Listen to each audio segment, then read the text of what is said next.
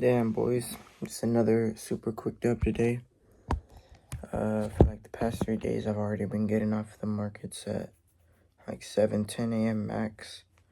Before I would be on until like 7:50, because right now market conditions is looking kind of good for me. I'll just talk about what I did real quick, super fast. It was not like 12 minutes, not like 10, 12 minutes. So boom, I just marked out gaps, right? This is a high time frame gap, and it looks like we came above it, but on a higher time frame, we still have candle closures inside of the gap. It looks like now it's gonna close above it, but because of this, I was actually thinking longs, I'm pretty sure. Yeah. So what I was thinking before market open is that we have this low time frame liquidity here. We're engineering liquidity. We might come down to sweep it, then come up to inverses gap, but good thing for me, it was actually quicker. We came down on NQ, creating a bullish SMT. We didn't have to sweep this liquidity here. We just swept this low time frame liquidity. We created a bullish SMT, immediately got a reaction, inverse of the 1 minute gap. NQ didn't show anything, so I wasn't going to enter on NQ. ES was a leading index. Already had bullish bias. Because before I was actually thinking, okay, maybe we might take shorts down to all these draws on liquidity, but just because we have a bunch of draws on liquidity doesn't mean anything.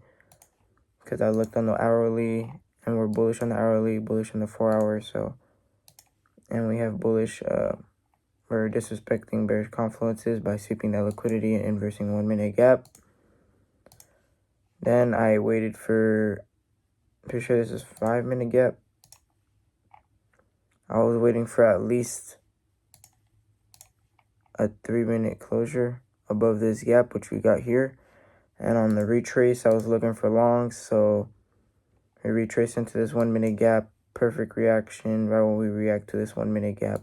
I enter longs, even though we have this high time frame bearish confluence. Because we're on a lower time frame, it only really matters about where the higher time frame candle closes. So since we spent a lot of time on the higher time frame candle, which is about to close in 4 minutes now, but at the time, I was thinking, well, it's lower time frame, and we came all the way up here one time. We could come up here again during that small time frame that the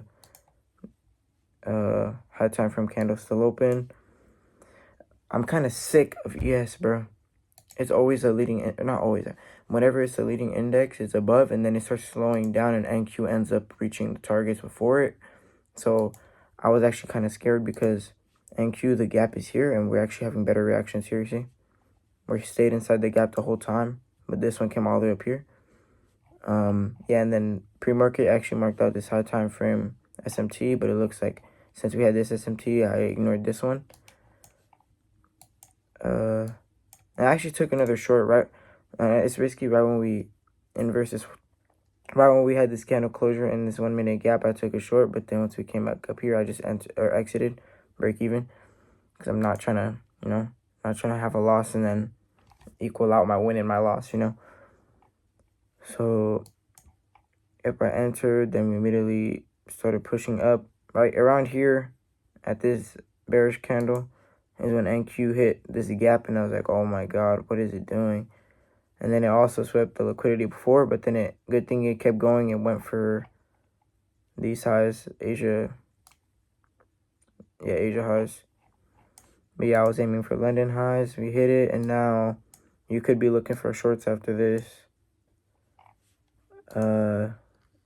Wait.